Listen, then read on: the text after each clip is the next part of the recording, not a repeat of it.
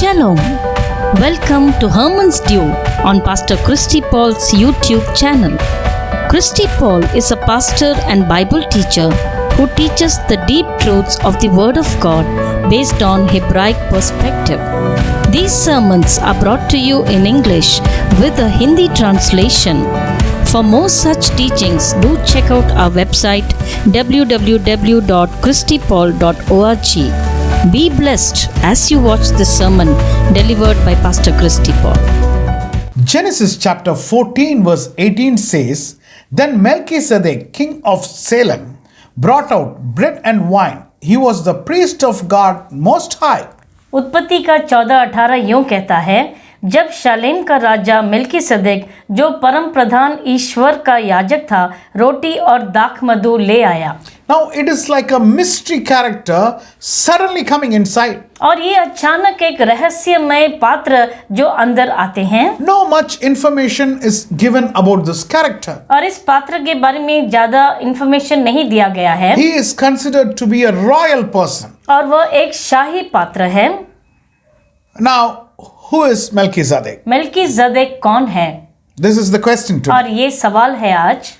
Firstly, पहला, it is not the name of a person. वह किसी मनुष्य का नाम नहीं है। Melchizedek is not the name of a person. और मिल्कीसदेक एक मनुष्य का नाम नहीं है। It is the title of a person. और वह उसकी उपाधि है। Like how if suppose the head of a country is called Mr. President, और जैसे एक देश के अधिकारी को राष्ट्रपति मिस्टर प्रेसिडेंट कहते हैं, we don't mention the name there. हम उनका नाम नहीं कहते, We say Mr. President. हम कहते हैं mister president. Like that, it is Melchizedek. और वैसे ही मिल्कीसदेक है। The person is unknown. और वह अनजान है मनुष्य। Now this word Melchizedek consists of two Hebrew words. और ये शब्द जो मिल्कीसदेक है, ये दो शब्दों से बना है। Number one is Melech, पहला है मेलेक, which means king. जिसका मतलब है राजा। And secondly, Zedek, और दूसरा है ज़देक,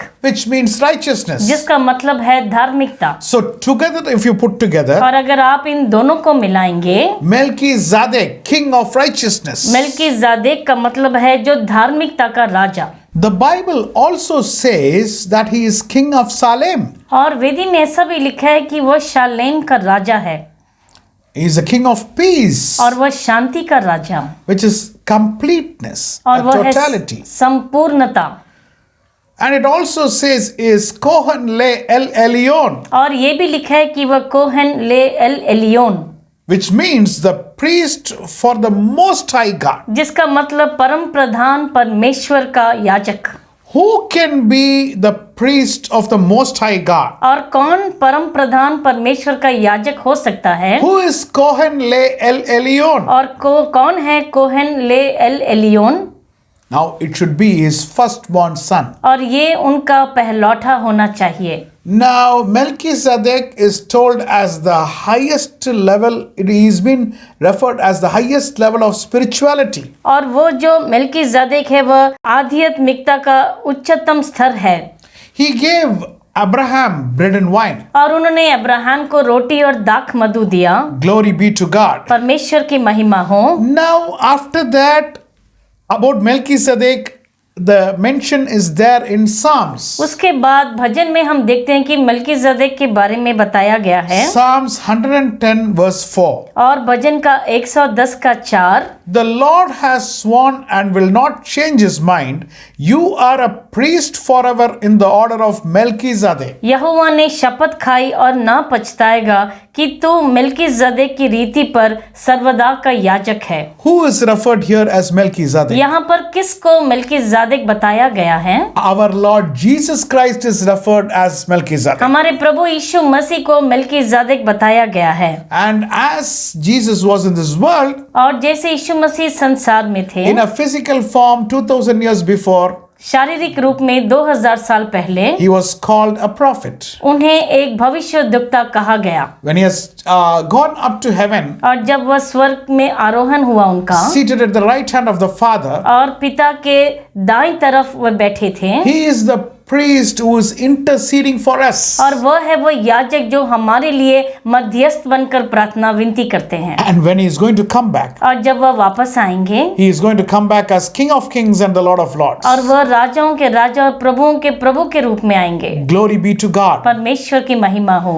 Hebrews chapter 7 verse 1 to 3 again gives us information about Melchizedek. और इब्रानियों की पुस्तक 7वां अध्याय उसका 1 से 3 वापस इस मेल्कीजेदेक के बारे में हमें कहता है। This Melchizedek was the king of Salem and the priest of God Most High. और मेल्कीजेदेक शालेम का राजा और उस परम प्रधान परमेश्वर का याजक था। It talks about he giving bread and wine to Abraham. और लिखा है कि उन्होंने रोटी और दाख मधु उन्होंने अब्राहम को दिया। And in the end we see in verse 3, without father or mother, without genealogy, without beginning of days or end of life, resembling the Son of God, he remains a priest forever. और तीसरे पद में हम देखते हैं कि ना कि माता पिता के बगैर, बिना किसी वंशाली के, बिना किसी शुरुआत दिनों के या जीवन का अंत, लेकिन उनका मिलता जुलता जो परमेश्वर का पुत्र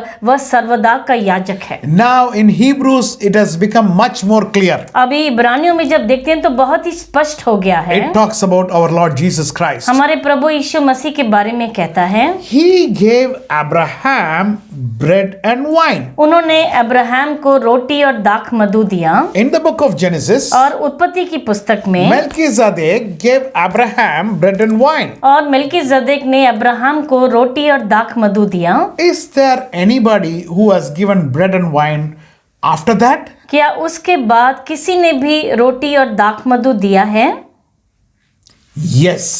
हाँ, It is our Lord Jesus Christ himself when he came to this world 2000 years before. और वे हमारे प्रभु यीशु मसीह जब इस संसार में शारीरिक रूप में आए थे। It is recorded in the Gospels. और वह सुसमाचार पुस्तकों में लिखा गया है। He is giving bread and wine to his disciples after washing their feet. और अपने चेलों के पांव धोने के बाद उन्हें रोटी और दाख मधु देते हैं। And the book of Hebrews supports this. और इब्रानियों की पुस्तक भी यही साबित करती है। He is the king over righteous people. और वह जो धर्मी लोगों के ऊपर एक राजा हैं। He is the king over peace. और वह शांति के राजा हैं। Now, righteousness and peace are not a place. और ये जो धार्मिकता और शांति होती है वह कोई स्थान नहीं होता। It is a state of being. और वह होने की स्थिति होती है।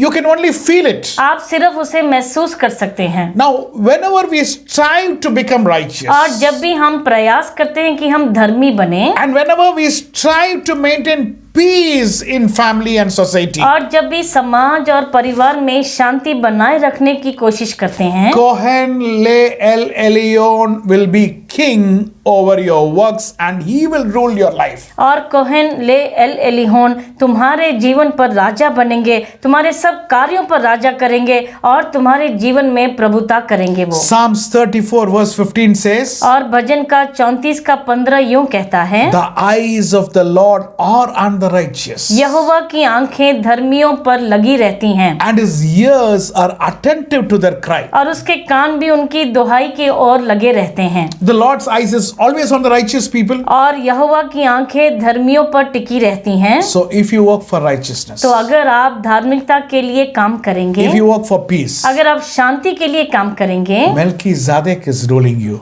मेल्कीजेदेक आप पर राज्य करेंगे।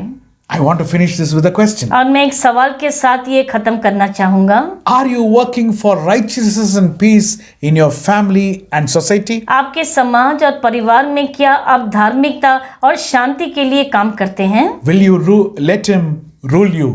और क्या तुम अनुमति दोगे कि वह तुम पर प्रभुता कर सके? God bless you.